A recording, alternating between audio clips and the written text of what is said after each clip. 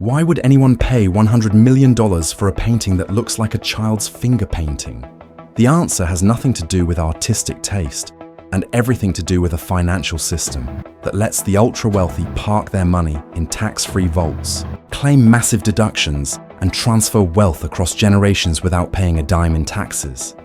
By the end of this video, you'll understand exactly how this shadow economy works and why modern art galleries are really just sophisticated money laundering operations.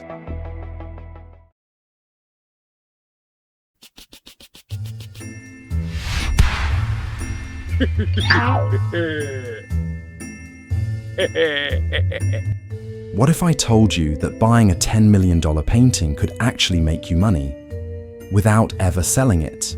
Unlike stocks, bonds, or real estate that have clear market values, art operates in a financial grey area where subjective worth becomes objective profit. The IRS allows donors to deduct the fair market value of artwork donated to qualifying institutions, such as museums. A policy intended to encourage philanthropy and support cultural institutions, but one that has been widely exploited for tax evasion. Here's where things get interesting. The same painting can be worth $5 million to one appraiser and $50 million to another, and both valuations are technically legal. Art appraisal isn't science, it's opinion, dressed up as expertise. Wealthy collectors understand this perfectly. They commission multiple appraisals until they find the highest valuation for tax purposes, shopping around for the number that best serves their financial goals. The donation scheme works like clockwork. Wealthy individuals often purchase art at a fraction of its later claimed value, then donate it to a museum, obtaining an appraisal that significantly inflates the artwork's worth. This inflated value is then deducted from the donor's taxable income, reducing their tax liability. In the 1980s, Jerry Frell, the antiquities curator at the Getty Museum, was implicated in a tax scheme that exploited art donations, conspiring with wealthy donors to inflate the appraised value of donated artifacts, allowing them to claim excessive tax deductions, defrauding the US government of millions in taxes. The numbers tell the real story. In 2018 and 2019, approximately 1/3 of audited artwork was found to be overvalued in its appraisal by an average of 38%. But here's the kicker. About 3% of these transactions ever getting scrutinized due to resource limitations. The odds are overwhelmingly in favor of the donors. This system allows wealthy individuals to break even or even profit from art donations, as the tax savings can exceed the original purchase price, making art a lucrative tool for tax avoidance. Picture this. You buy a painting for $2 million, get it appraised at $8 million, donate it to a museum, and claim an $8 million tax deduction. If you're in the highest tax bracket, that deduction saves you roughly $3.2 million in taxes. You just made $1.2 million profit on a charitable donation. But this appraisal manipulation is just the surface level of a much deeper financial infrastructure built around art. The real magic happens in places most people have never heard of.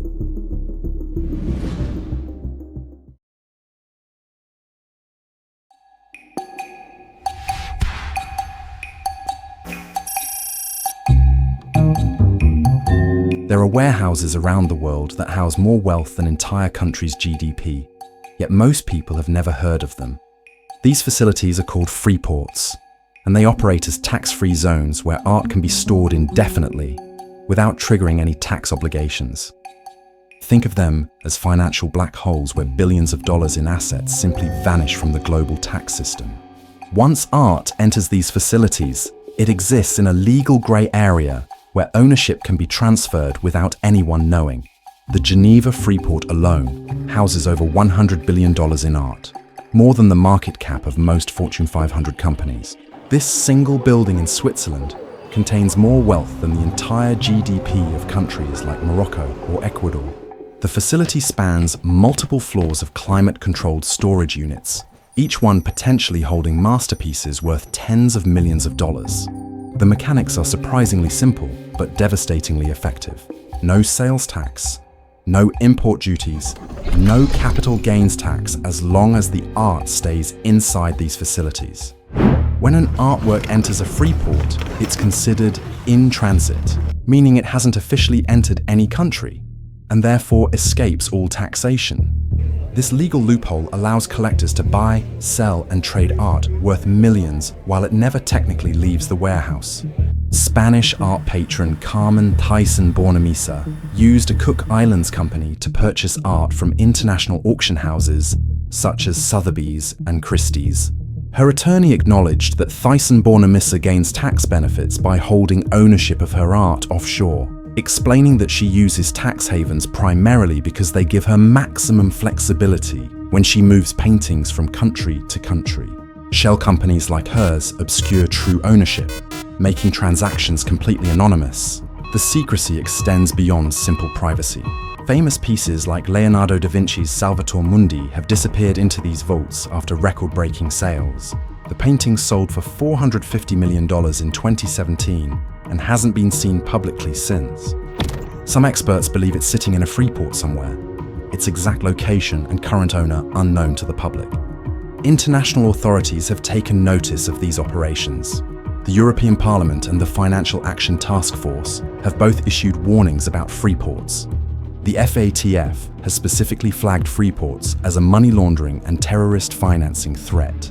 The lack of transparency makes them ideal locations for concealing illicitly acquired assets, with no requirement to disclose the identities of owners or the contents of storage units. But free ports are just the storage solution.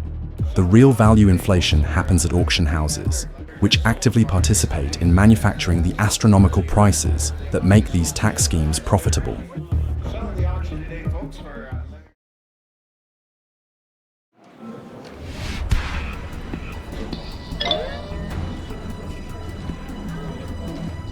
What if the dramatic bidding wars you see at art auctions are actually carefully orchestrated theatre designed to inflate prices? Auction houses like Christie's and Sotheby's operate on fee structures that create massive financial incentives to drive up sale prices. Christie's charges a buyer's premium, a percentage of the hammer price, with rates that scale as prices climb higher. This structure means every additional $1 million in a sale translates directly into higher profits for the auction house. The manipulation tactics are more sophisticated than most people realize. Phantom bidding represents one of the most common practices, where auctioneers bid on behalf of non-existent buyers to simulate demand. This creates artificial competition that pressures real bidders to increase their offers. The auctioneer might acknowledge bids from empty seats or non-existent phone bidders, manufacturing urgency that drives prices beyond rational market value. The financial stakes become clear when you examine specific cases. The Roy Lichtenstein's sale generated over $5.7 million in fees for Christie's from a single $46 million transaction. These commissions represent pure profit margins that would make most industries envious. The higher the final price, the bigger the payday for the auction house, creating an obvious conflict of interest between fair market pricing and maximum revenue extraction. Individual collectors exploit the market's concentrated nature to manipulate entire artist segments. Jose Mugrabi has systematically cornered the Warhol market by amassing hundreds of works from the artist. This concentration gives him enormous influence over pricing, as his buying and selling decisions signal market value to other collectors.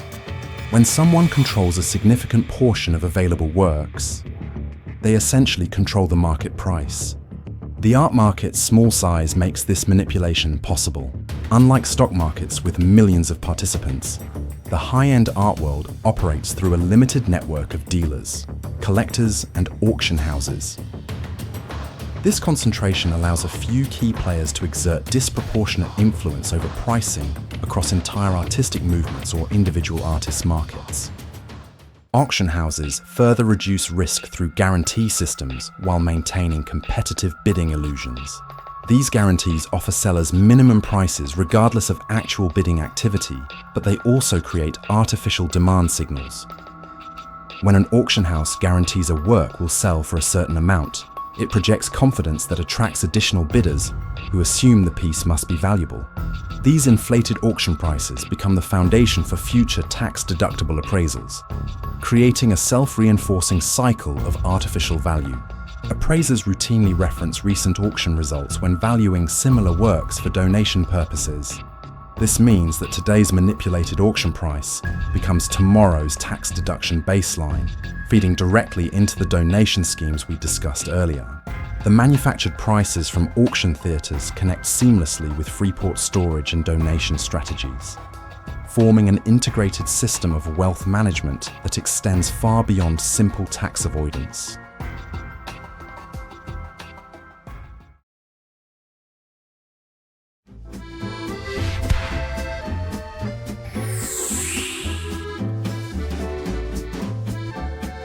The Rockefeller family has maintained their wealth for over a century, using financial structures that most people don't even know exist.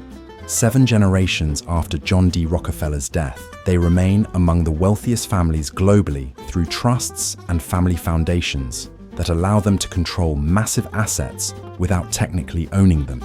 These structures function like corporate entities for families, where assets get placed into the trust, while the original owner relinquishes direct ownership but retains complete control over investment and management decisions.